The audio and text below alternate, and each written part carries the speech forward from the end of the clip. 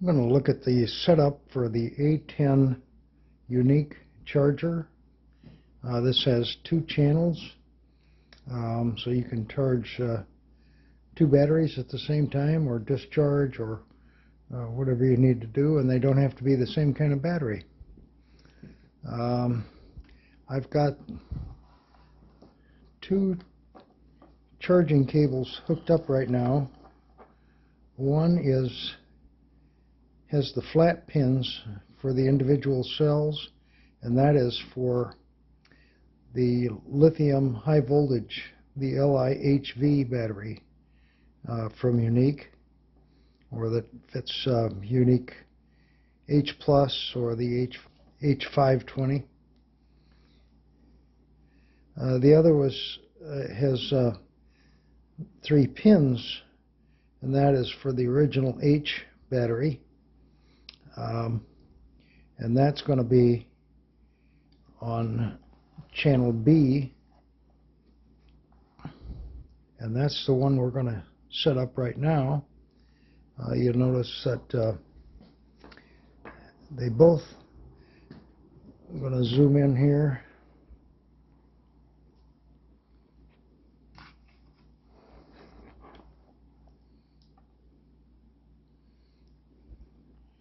Right now, channel A and B are both set up for the LiPo batteries, and I'm going to switch to channel B because that's the one we have the right cable on. So we'll just select B. To select the type of battery, you press the battery program. Then you can scroll up and down to see the different settings. That's a lead acid battery, PB, NiCad, nickel metal hydride, or something like that. That's the lithium high voltage battery, which is used for the H Plus and H520. That's a different kind of lithium battery, I don't remember. That's a lithium iron battery. And that's a LiPo, that's a lithium polymer. That's the battery we want. There's other programs in here.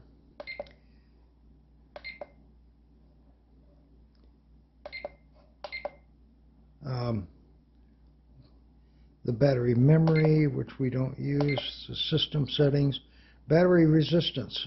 That's the internal resistance of the battery, and that will show you the internal resistance of each cell. That's a very important check. And whenever you put a new battery on here or an old battery, it's good to check the resistance, and we'll do that later. Battery meter shows you the individual cell voltages. So we're going to go back now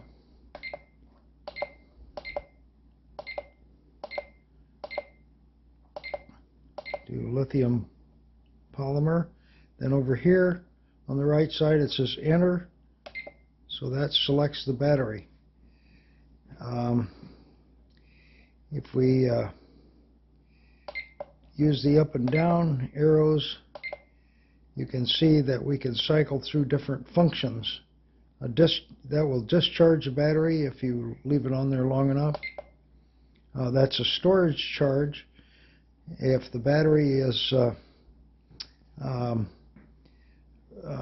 anything but 3.7 volts per cell, then you'd want to use this function to put it into storage voltage. If it's a battery that you charged and you want to store it, then you need to take the stored battery, the charged battery, and use the storage function to discharge it, and that takes hours for it to discharge to the storage voltage. That's balance charge, and that's charge. That's the one we're going to use right now. So we'll press enter again, and then we need to hook up our battery. By the way, you always want to plug in your cables to the charger before you connect the battery.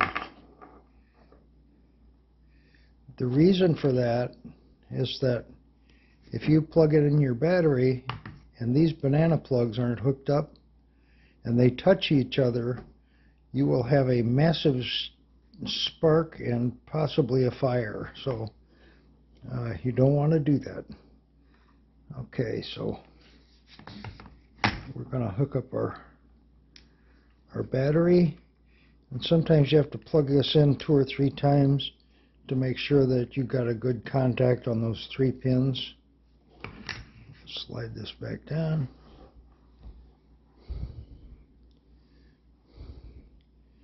Okay, now we'll press and hold the start. Okay, now it's checking the battery. Confirm. Press start again. And you can see now that it's starting to charge, but it's charging at a very low amperage. It says 0.5 or 0.678. It's charging slowly. The total voltage of the battery is 15.98, 15.99, 16 volts, so you can see that the battery is charging. Now the voltage, the amperage has come up quite a bit, so it's going to charge faster. So I'm going to stop the charge, and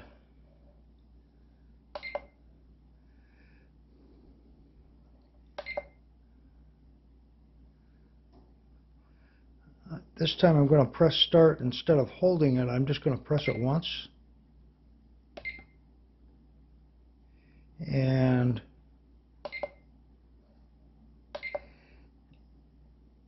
you'll see the numbers change. That says 14.8 volts. And it says 4S. That means there's 4 cells in the battery I've got hooked up that I plan to charge.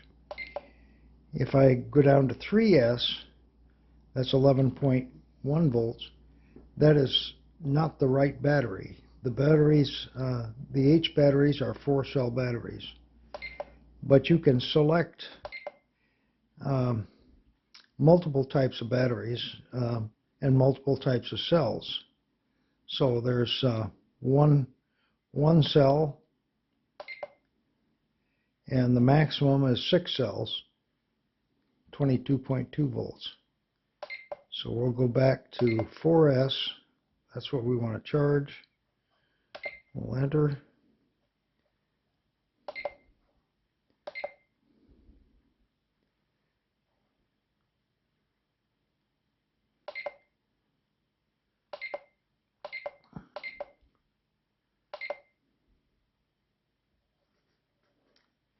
Okay, I'm going to go back and press stop. And we'll go back to our menu for the program functions. And I'm going to go to battery resistance.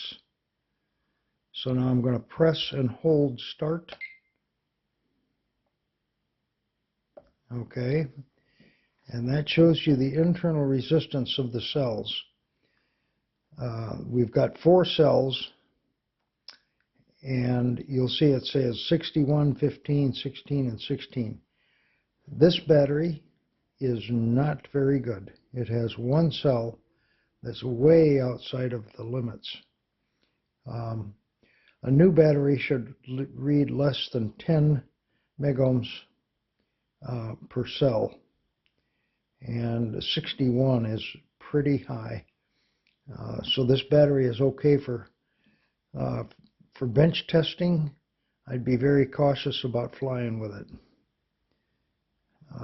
We'll go through, we'll press stop, and then we'll cycle through the battery meter. We'll press enter, and that shows you the cells, or the cell voltages. So 3.8, 3.8, they're all pretty well balanced charged right now.